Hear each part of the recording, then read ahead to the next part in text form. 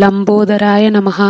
శ్రీ సీతా లక్ష్మణ భరత శత్రుఘ్న హనుమత్ సమేత శ్రీ రామచంద్ర పరబ్రహ్మణే నమః. తారాని ఆధ్యాత్మిక ఛానల్కి మీ అందరికీ స్వాగతం. ఈరోజు మనం రెండవ నామం అయిన కాలాత్మక పరమేశ్వర రామ అనే నామం గురించి తెలుసుకుంటున్నాం. కాలం అంటే సమయం. ఈ కాలం శ్రీరాముని యొక్క ఆధీనంలో ఉంటుంది. పార్వతీ పరమేశ్వరులు అంటే అర్థం పార్వతీప అంటే పార్వతీదేవి భర్త, రమేశ్వర అంటే సీతాదేవి భర్త అని అర్థం. అంటే రాముడు శివుడు అని అర్థము, అంటే శివకేశవులు అని అర్థము. ఇప్పుడు పరమేశ్వర అంటే శివుడు అని మనందరికీ తెలుసు, కానీ ఇంకో అర్థం కూడా ఉంది. పరమ అంటే ఈ లోకం, ఈశ్వరుడు అంటే పాలించేవాడు, ఈ జగత్తును పరిపాలించేవాడే పరమేశ్వరుడు. అలాగే ప అంటే పతి, రమ అంటే సీతమ్మ, ఈశ్వర అంటే పాలకుడు, సీతాపతి ఈ లోకానికి పాలకుడు. అంటే కాలాన్ని తన ఆధీనంలో ఉంచుకున్న సీతాపతి శ్రీరాముడు ఈ లోకాన్ని పరిపాలిస్తున్న కాలాత్మక పరమేశ్వరుడు, అంతటా వ్యాపించి ఉండేవాడు అని అర్థాలు వస్తాయి. పరమేశ్వర అనే పదానికి చాలా అర్థాలు ఉన్నాయి కాబట్టి పరమేశ్వర అని మనం పిలిస్తే శివుడు కేశవుడు ఇద్దరు పలుకుతారు. బ్రహ్మాండంలో అంటే ఖగోళ గోళాలు, అంతరిక్షంలో ఉండే సౌర కుటుంబం లాంటి కొన్ని కోట్ల నక్షత్ర సముదాయాలు, అంటే బ్రహ్మలోకం నుండి అన్ని లోకాలు అంటే స్వర్గం నరకం లాంటి కొన్ని దివ్య లోకాలకు శక్తిని ప్రసాదిస్తుంది ఈ బ్రహ్మలోకం. కానీ అవి వినాశకరమైనవి, అంటే కొంతకాలం తర్వాత అవి అంతరిస్తాయి. ఆ లోకాలకు వెళ్ళిన వాళ్ళు మళ్ళీ తిరిగి రాక తప్పదు.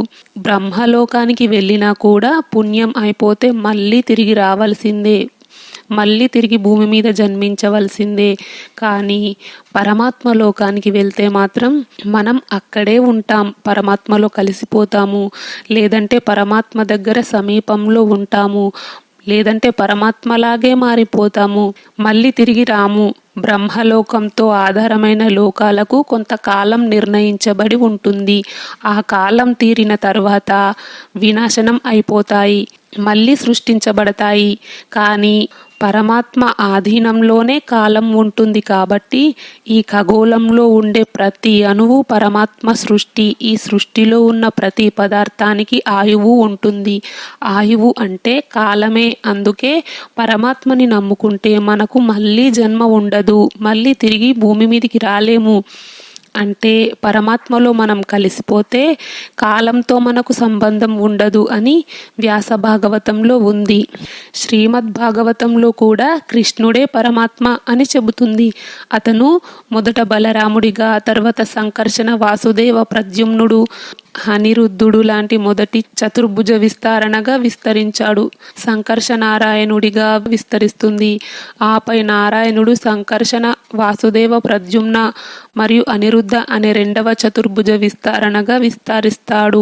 ఆపై సంకర్షణ మహత్తత్వంలో పడుకొని అసంఖ్యాకమైన విశ్వం అంటే లెక్క పెట్టలేనని ఖగోళ వలయాలు ఉన్న విశ్వం నుండి కరుణోదక సాయి విష్ణు సృష్టించబడతాడు. అతని శరీరం అంతటా వ్యాపించి ఉంటుంది. గర్భోదక సాయి విష్ణువుగా ప్రతి విశ్వంలోకి విస్తరిస్తాడు. ప్రతి విశ్వంలో నుండి బ్రహ్మ ఉద్భవిస్తాడు. ఒక్కో విశ్వానికి ఒక్కో బ్రహ్మ, విష్ణువు, మహేశ్వరులు ఉంటారు. ప్రతి విశ్వంలో సత్వగుణం నుండి విష్ణువు మరియు తమస్సు నుండి శంకరుడు ఉద్భవిస్తారు. కానీ ఈ బ్రహ్మాండం మొత్తానికి త్రిమూర్తులే పాలకులుగా ఉంటారు, మళ్ళీ ప్రతి విశ్వంలోనూ ఉంటారు. వీటిని కృష్ణుని గుణావతారాలుగా పిలుస్తారు. అంటే రాముడు కృష్ణుడు ఒక్కరే కాబట్టి నేను ఇది ఉదాహరణగా తీసుకున్నాను. దేవి భాగవతంలో కూడా ఈ కాలం గురించి వివరించబడింది. త్రిమూర్తులు మణిద్వీపానికి ఒక దివ్య విమానంలో వెళ్తూ ఉన్నప్పుడు కొన్ని కోట్ల బ్రహ్మలోకాలు, కొన్ని కోట్ల విష్ణులోకాలు, కొన్ని కోట్ల కైలాసలోకాలు కనిపిస్తాయి. మళ్ళీ అందులో వారిని వారు చూసుకుంటూ వెళ్తూ అద్భుతమైన విమానంలో మణిద్వీపానికి వెళ్తూ ఆశ్చర్యపోతారు. అదంతా గడిచిన కాలం అని అర్థం. త్రిమూర్తులు ఇప్పుడు శ్వేతవరాహ కల్పంలోని వాళ్ళు చూసిన లోకాలలో వాళ్ళు గడిచిన కల్పాలలో ఉన్న బ్రహ్మ విష్ణు మహేశ్వరులు వాళ్ళ లోకాలు.